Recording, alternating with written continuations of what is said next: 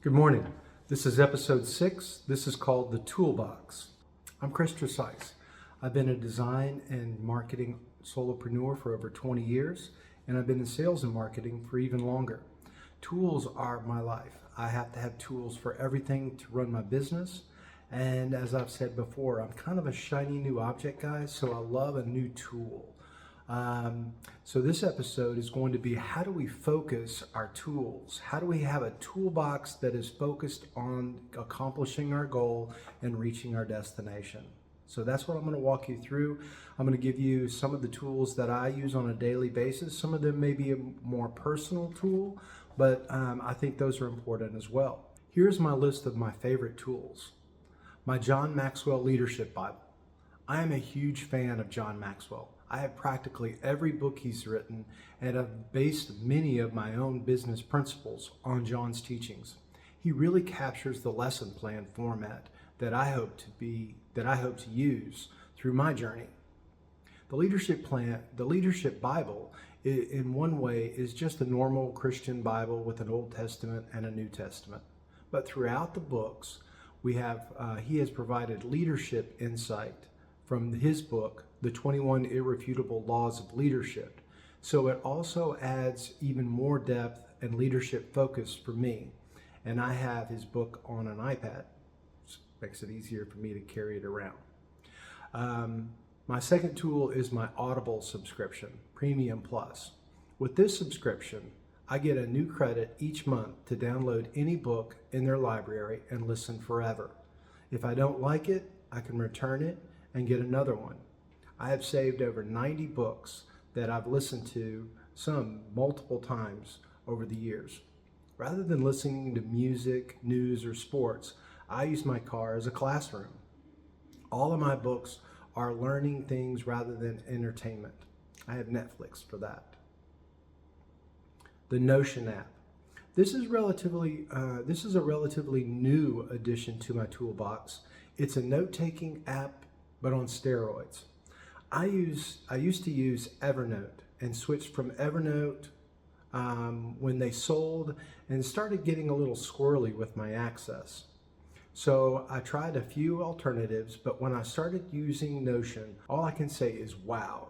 It's a perfect companion to someone like me that takes a lot of notes but can't seem to keep up with where they are when I need them. I've also created a lot of tools over the years, many for my own benefit to keep things on track or to organize, but then creating tools for my clients as well. Creating tools is a great way to stand out from your competition. If I've got a service that my competitor uses, but I offer like several different tools that I've created to make either the interaction easier or the transaction easier, or making the whole process easier, then my services are going to stand out more so than my competitors. So I believe tools are a great way to add value to your business. When I'm evaluating a new software, I wouldn't say that I have a system that is foolproof, but when I'm evaluating a new software, I have different things that I do in order to make sure that it's going to fit within my needs. So I start with my list. I start making a list of all the critical things that that software has to do. So whenever I'm looking at a software, I take out my list and I say, does it do this? Does it do this? Does it do this? And that way I can determine whether it will be sufficient for my needs. The second thing I do is I look at my list of what I'd like it to do. I have my critical list that it has to do, and then I have my second list, which is things that I would like it to do, and then I start crossing those off. The third list I look at is my list of what does it do that I didn't even expect, or that I didn't think of, that really add value to my business or to my journey or to my destination or what I'm trying to accomplish. So I look at those things too, and I just put all these things into a spreadsheet, and that way I can compare them really easy after I've evaluated 3 or 4 or however many it takes to find my critical list. Another thing I have to look at is also the reviews. Many businesses will say that a software will do something, but looking at the reviews will actually let me know whether they actually follow through with that. Looking at what people are saying, but also looking to see how quickly and how the company responds to those reviews is important as well. After looking at those, I put those down too. I may give it a grading scale as 1 through 5 on customer support, which is another aspect of it. Looking at their website, looking at tutorial videos and things like that. How much support is there in learning their new software? And what is the learning curve? Some softwares have a very short learning curve, meaning you could pick it up, unbox it, or download it, or subscribe to it, go to their website, whatever it may be, and by 30 minutes an hour, you're already applying everything that you needed to do, and it's ready to go. Some have a longer importing functionality or setup and things like that, and depending on how easy their setup is from step 1 through whatever, also is part of my decision-making process. Now, what happens if I can't find a software to fit my critical needs? Well, let's say I've evaluated 5 or 6 or 10 different software programs, and none of them really handle everything that I needed to do. Well, then I have to start looking at a combination of software or a combination of tools that will allow me to accomplish my critical list. One of the most important things in this situation is to make sure that whatever combinations you use can communicate back and forth, can sync between each other, or very user-friendly when it comes time to put them all together and use them as one tool. So this is very important to look to see, again, crossing off those critical things, looking to see what added value there is, looking at my non-critical list, as well as how much does it cost. Most of the tools that I use are a month-to-month subscription.